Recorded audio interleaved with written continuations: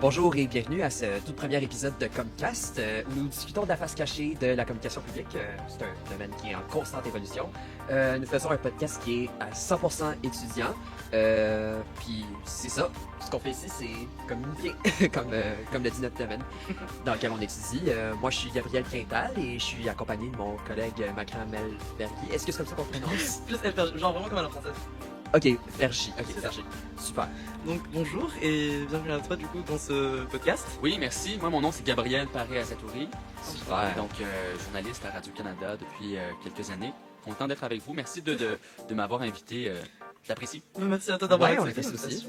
Donc pour ce premier épisode, on veut prendre un pas de recul et on veut parler du coup de l'intelligence artificielle, mais aussi de ton parcours en tant que journaliste et avoir un peu ta vision des choses sur l'avenir du journalisme ou les plus grandes sphères de ce métier dans l'avenir avec l'IA.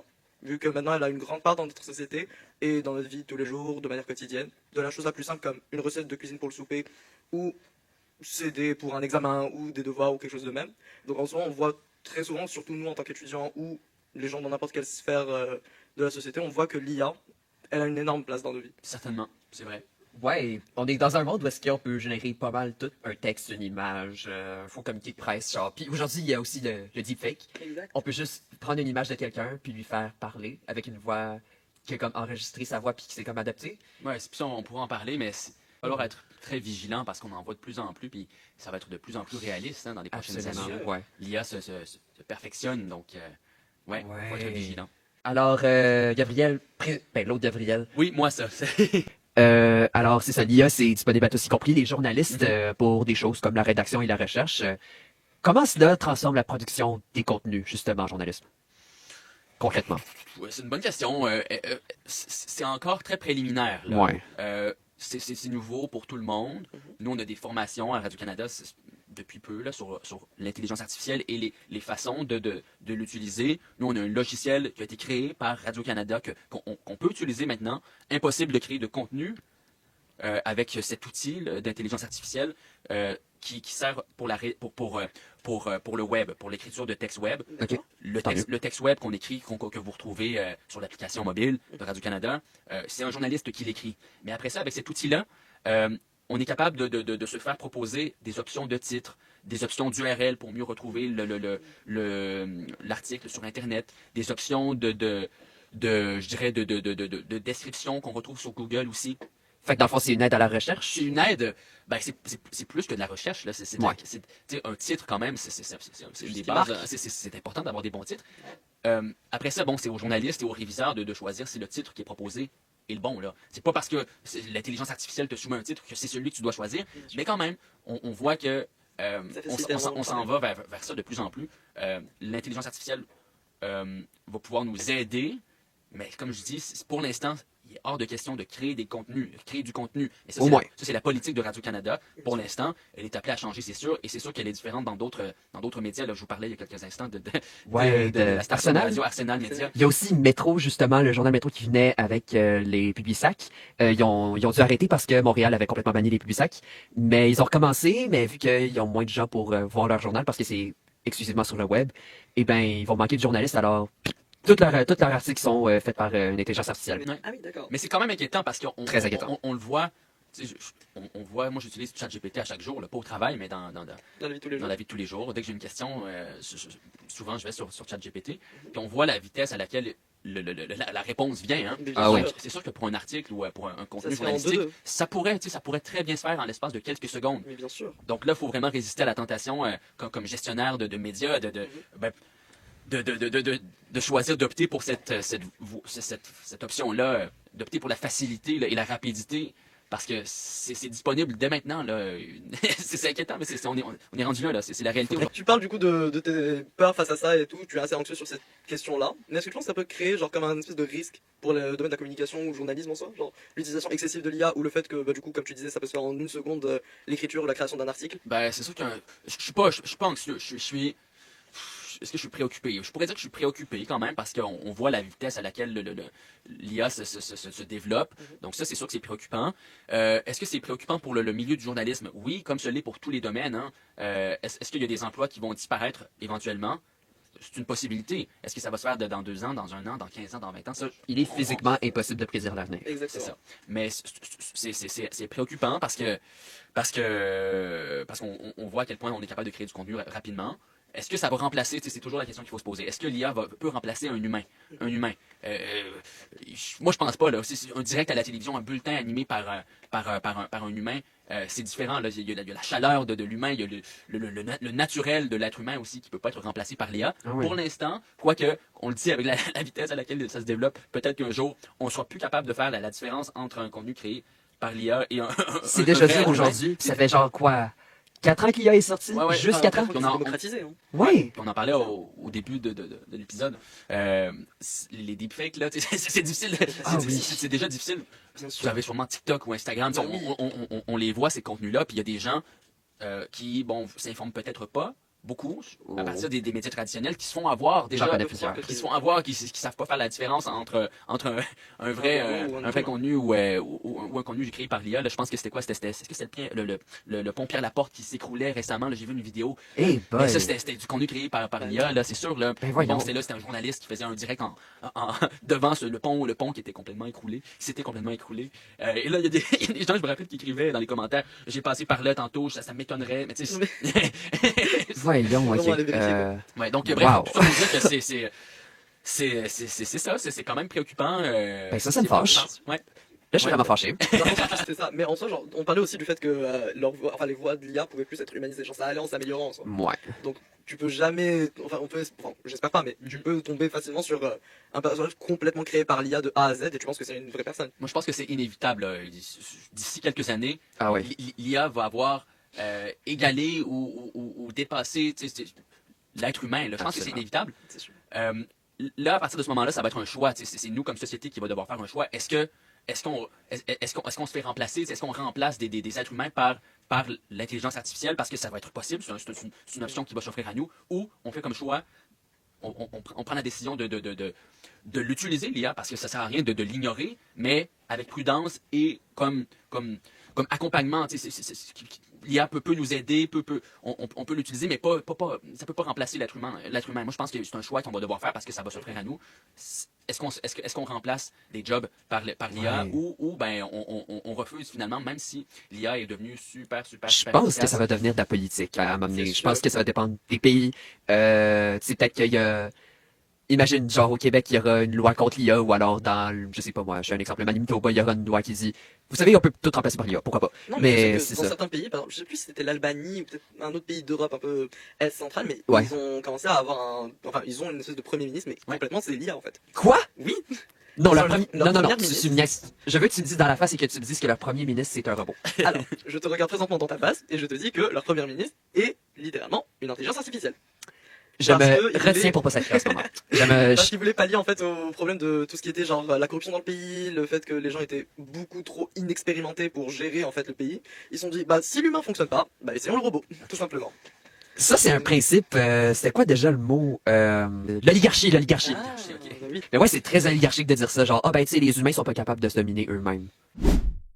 Alors, malgré justement la montée fulgurante de l'IA, les technologies, pourquoi est-ce que c'est encore pertinemment, voire nécessaire, de choisir une carrière en communication publique aujourd'hui? Je dis ça parce qu'il y a plusieurs étudiants, dont moi, qui sont vraiment anxieux à propos de ça, puis moi, tout mon entourage me fait pas confiance à propos de ça, mais peut-être pas tout mon C'est pas entourage, un là, mais avenir ou bien genre, la plupart du temps, quand je parle de ce que je fais à l'université à une autre personne, on me dit, t'es sûr, ça va peut-être te faire remplacer? là tu perds juste ton argent, ça va servir à rien. C'est ça, fait que... On pourrait dire ça de tous les domaines aujourd'hui. Là. C'est pas juste Ouais. c'est pas juste la communication, c'est pas juste le journalisme. Donc si on écoutait ces gens-là, ben on ferait plus rien. Il y a personne C'est sûr. qui travaillerait. On J'avoue. abandonnerait tous et on se dirait ben l'intelligence artificielle va nous remplacer éventuellement, mais aujourd'hui c'est pas le cas là. On va favoriser en fait tout ça. Oui, ça va vite. Oui, l'intelligence artificielle se développe. Oui, il y a des jobs qui commencent à se perdre, malheureusement. Mais c'est pas généralisé encore. Là. Il y a encore un besoin de journalistes. Là, je prends l'exemple des médias parce que je travaille pour Radio-Canada, mais il y a un besoin d'informer la population. Est-ce que ça va changer? Est-ce que l'information puis les façons d'informer vont changer? Oui, mais en ce moment même, on a besoin de journalistes, on a besoin de lecteurs de nouvelles, on a besoin de recherchistes. pour l'instant, là, moi, je suis pas inquiet. Moi, je pense que pour ma job, je suis pas inquiet. Pour mon futur, je suis pas inquiet. Moi, je pense que l'être humain va toujours avoir sa place en journalisme. Puis je pense que le public va aussi vouloir. C'est pas juste nous, là. Je pense que le public, les lecteurs, les téléspectateurs, les auditeurs vont vouloir que ce soit un être humain là, qui a rédigé le texte, là, qui a un esprit critique, qui a quelqu'un qui est allé faire ses entrevues. Tu sais, je pense que tant qu'il y aura de la demande, ben, je pense que le journaliste et l'être humain va être là pour répondre à cette demande-là. Là. Bien sûr. Ouais. Bon, ben, ça fait pas mal le tour de nos questions, en fait. Alors, on se dirigera à la prochaine partie de notre balado, où est-ce que c'est juste nous deux et on parle un petit peu du côté théorique, par C'est exemple. Alors, merci beaucoup d'être venu, Gabriel. Merci, messieurs. Ça a été un Les plaisir. informations étaient précieuses en tout cas. Ah bon, ben je l'apprécie. Ah oui, absolument. Je l'apprécie, ça a été un plaisir, vraiment. Sinon, on aurait pu demander à ChatGPT directement. Ouais! Dans un prochain épisode. Dans un prochain épisode, ouais. Fait Notre que, cycle. ouais. Bon, ben, À la prochaine. À la Ouais, prochaine, salut. Merci à Ok, toi. merci.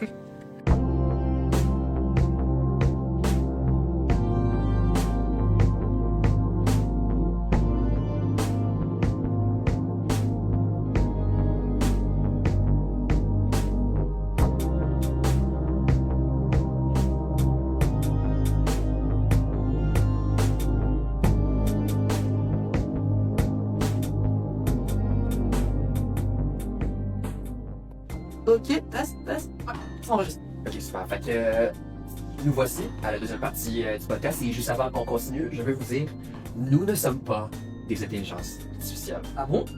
Oui, je C'est vous sûr. Ah, certain. Suis-je? Je peux pas te prouver que je suis réel, mais je peux me prouver à moi-même que je suis réel. Et ça compte. Moi, je suis une très bonne source. Lui, on sait pas, mais moi, oui. En soi, je sais où se trouvent toutes les lumières de circulation si tu fais un captcha. Ça peut fonctionner. Ouais. Ça peut fonctionner. Pour l'instant, ça peut fonctionner. Nous sommes en décembre 2025 où est-ce que l'IA peut pas encore détecter ce genre d'affaires-là. Au moins. Mais on peut quand même savoir que l'IA facilite des fois les tâches à faire, surtout dans le contexte de la communication et du journalisme. Je me rappelle quand on était ensemble à ça d'enregistrement, on Ouais. parlait genre du fait que Radio-Canada a commencé à adopter une intelligence artificielle. Ça a commencé petit à petit à rentrer dans les normes de Radio-Canada. Ouais. Sur le fait que ça pouvait faciliter certaines rédactions d'articles, ça pouvait faciliter le choix aussi. Ouais. Et en faisant mes recherches, j'ai trouvé genre un rapport de l'Observatoire international sur les impacts sociaux de l'IA, donc l'OBIA, qui parle en soi des bienfaits de l'intelligence artificielle sur ce contexte-là. Nos sources n'ont pas été rédigées par l'IA, en passant.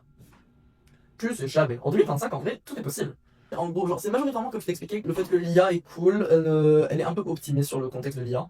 L'obvious, tu veux dire? Ouais, l'OBIA, bah, le rapport de l'OBIA montre que l'IA, en fait, a sa place dans notre société, genre récemment, en 2025 par exemple, surtout bah, au Québec, parce que genre, tu vas venir, tu vas parler de différents sujets, tu vas avoir, je sais pas moi, peu importe le sujet en soi, que ce soit dans le domaine du journalisme en soi, pourrait être facilité par l'IA. Mais elle est pas complètement optimiste. Elle montre Non, aussi, ça, genre, des affaires comme l'indépendance, poser des questions éthiques, et aussi susciter quelques inquiétudes quant à l'avenir de notre profession, là. Ben, tu sais, ça m'arrive à moi. Je suis l'une des personnes premières là, à me soucier de ça. C'est moi qui ai choisi Ah ouais? le thème. Puis le thème, c'est justement, genre, quel est notre avenir? Ouais, c'est pourquoi est-ce qu'on poursuit un métier de communication alors qu'on risque de se faire remplacer? Bah, c'est ça que j'ai eu cette conversation avec genre ma tante qui est traductrice, elle me dit la même chose, genre, Ah pourquoi oui. persister dans Eh. un métier qui, évidemment, tu as Google Traduction. C'est hyper pertinent. C'est vrai que quand même, c'est. Bah, les gens disent que ça a beaucoup plus un cachet et une âme et tout, plus humaine, et c'est genre, Ouais. c'est ça ce que les gens cherchent majoritairement, plus que genre le résultat. Donc, si le résultat apporte plus, Au moins, on cherche encore quelque chose d'humain, pour l'instant. pour l'instant. Mais à voir en 2038, quand on sera diplômé ou je sais pas quoi, ils vont dire, ah, donc vous avez fait tout ça pour rien. Ouais, c'est ça. Ça va faire. Genre, c'est. Ouais, ben, moi, je compte justement faire une maîtrise. Ah, donc tu vas vraiment de la maîtrise, genre maîtrise universitaire. Ouais, je voudrais peut-être faire Profond. un mémoire à propos de comment convaincre les gens à regarder les vrais journaux à la place d'utiliser les médias sociaux il y a pour s'informer. Je sais pas si ça peut fonctionner, hein, parce que. Je sais pas si ça peut fonctionner, mais si je peux le faire, je vais le faire. Ah, Bah, en vrai, bah, si toi tu considères genre les vrais journaux comme des journaux genre les journaux genre papier que tu prends genre au dépanneur ou je sais pas quoi, ça va être un peu compliqué parce que ça avait sa cote de popularité genre avant, dans les années 40, 50, 70, etc. Mais genre récemment, il faut peut-être aller avec le temps, genre.